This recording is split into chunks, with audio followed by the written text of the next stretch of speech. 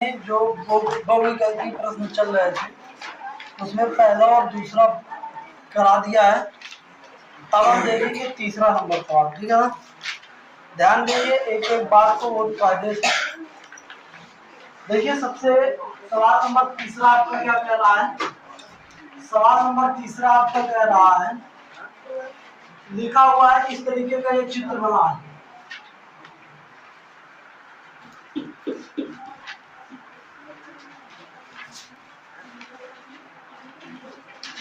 ये हमारा ए, ये हमारा बी, ये हमारा सी और ये हमारा डी और ये है हमारा ई, ठीक है ना। ये है हमारा 3 सेंटीमीटर और ये है हमारा x सेंटीमीटर, कितना। इसके बाद ये है 4 सेंटीमीटर और आगे हमारा ये 6 सेंटीमीटर।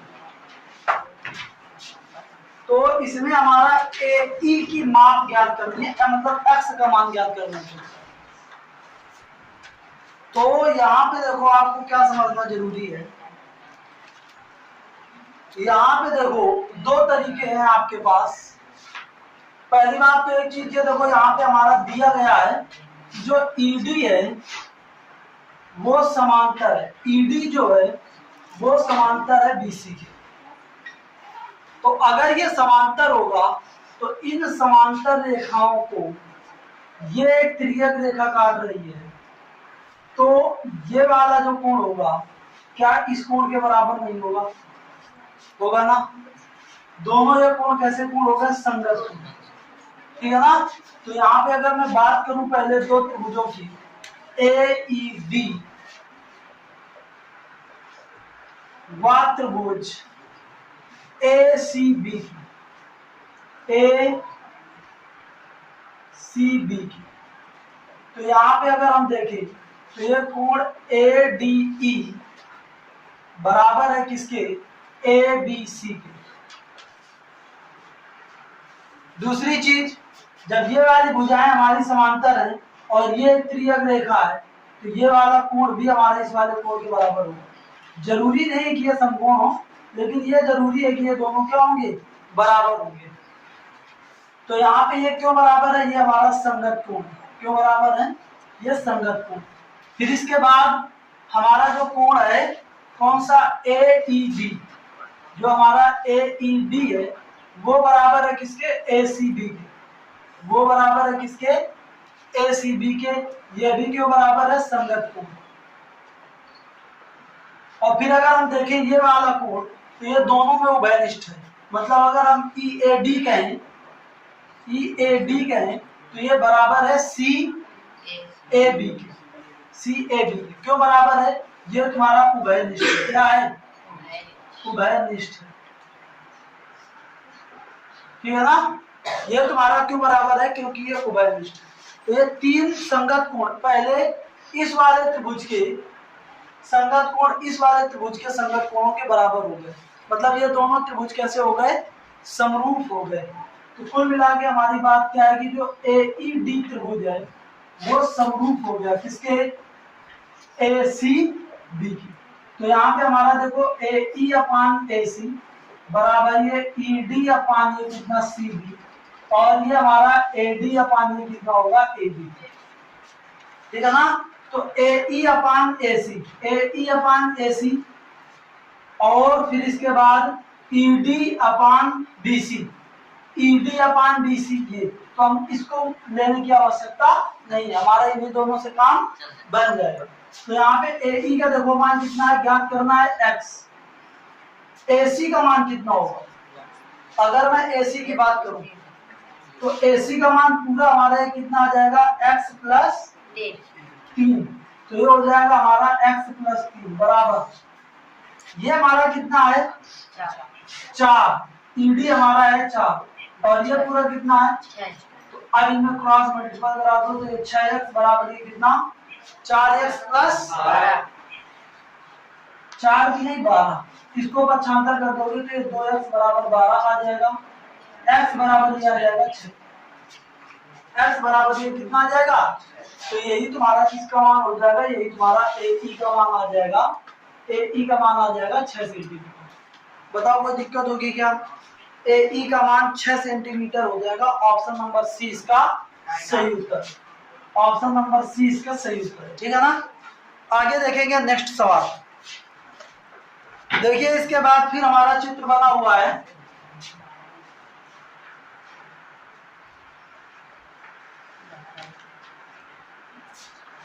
ये हमारा A, ये हमारा B, ये हमारा C, ये हमारा D और ये है हमारा E और ये हमारा 6 सेंटीमीटर और ये है हमारा 3 सेंटीमीटर और ये है हमारा 4 सेंटीमीटर, ठीक है ना।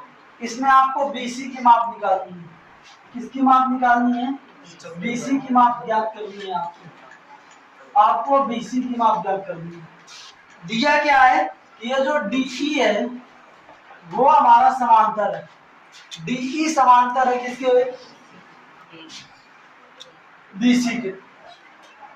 DE समांतर है किसके? ये तुम्हारा दिया हुआ है।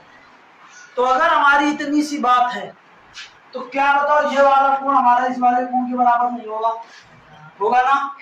और ये वाला जो कोण होगा ये क्या इस कोण के बराबर नहीं होगा।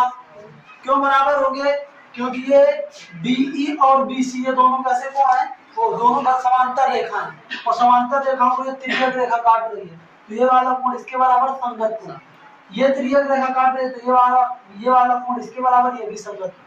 और देखो ये वाला जो कोण है दोनों में वो बेनिष्ठ है कि नहीं।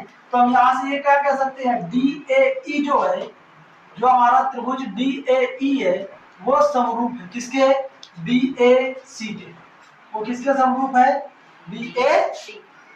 और जब समरूप त्रिभुज होते हैं तो समरूप त्रिभुजों की संगत भुजाओं का अनुपात बराबर होता है। तो हम इसमें यह था, देखो DA अपान ये कितना कर सकते हैं, DA अपान ये कितना करेंगे, DA अपान AB, DA अपान ये कितना, AB बराबर DE अपान कितना करें, BC, DE अपान ये कितना, अब रख दें इनके मान। तो देखो ये हमारा AB का मान पूरा कितना आएगा, 4 + 3 मतलब ये 7 आएगा।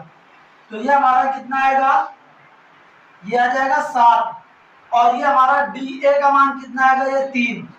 DE का मान हमारा कितना आ जाएगा, 6। और ये BC, तो यहाँ से हमारा BC बराबर क्या आ जाएगा, 7 × 6/3, 3 दूनी 6। तो ये BC बराबर आ जाएगा 7 दूनी 14 सेंटीमीटर। BC बराबर आ जाएगा 7 दूनी। बताओ कोई दिक्कत होगी क्या? ये आ जाएगी BC की माप और यही तुमको ज्ञात करना है। तो इसका जो ऑप्शन नंबर C है वो इसका सही आंसर है। इसका भी ऑप्शन नंबर C सही है, ठीक है ना। तो आप लोग ध्यान दें। आगे देखो सवाल नंबर 5वां।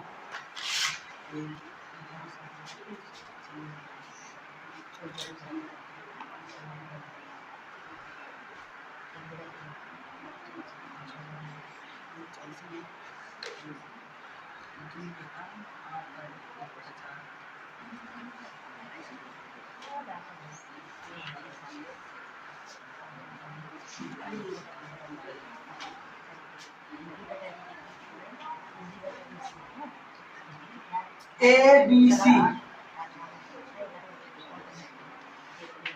और ये हमारा DE, ये हमारा P और ये हमारा F, P और ये हमारा कितना है, F। AD अपान ये देखो DE, यहाँ पे हमारा क्या दिया गया है, देखो पहले बात को समझो। ये वाली जो भुजा है ये इसके समांतर है और ये वाली जो भुजा है ये इसके समांतर है, ठीक है ना। मतलब ये जो B की भुजा है वो समांतर है किसके, CF के। और जो DP है वो समांतर है किसके, PF के। इतना दिया गया और कुछ मापें दी गई है इसमें।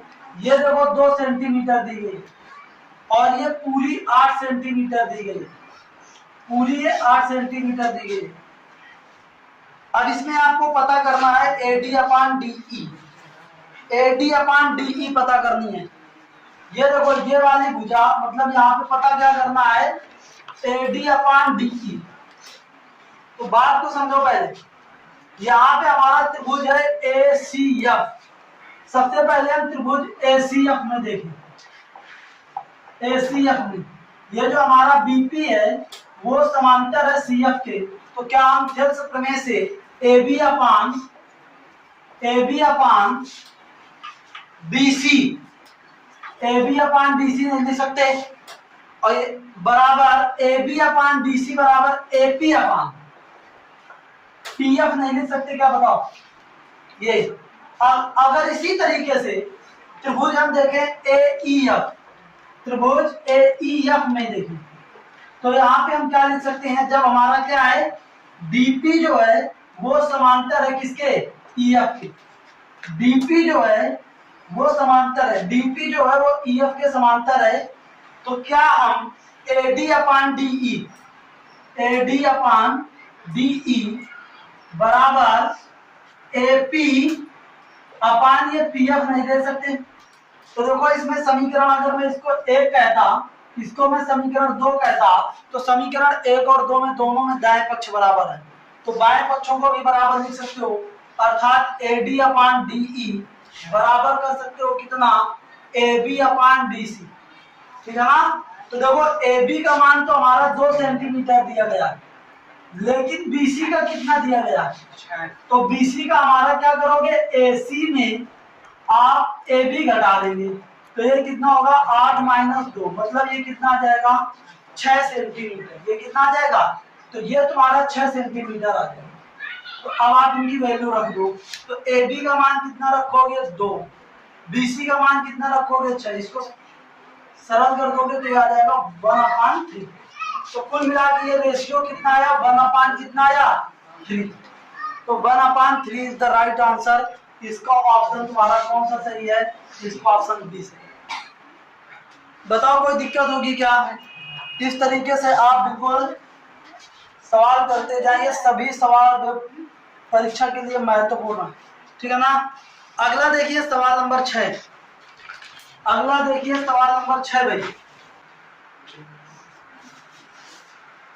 ये हमारा है A, ये है हमारा B, ये है हमारा C, और ये है हमारा D, और ये है हमारा E, और ये वाला कोण बराबर है, ये हमारा है 2 और ये हमारा 3, ऊपर वाली ये 3 दी गई है। तो यहाँ पे हमें EC का मान निकालना है, EC का मान ये निकालना है।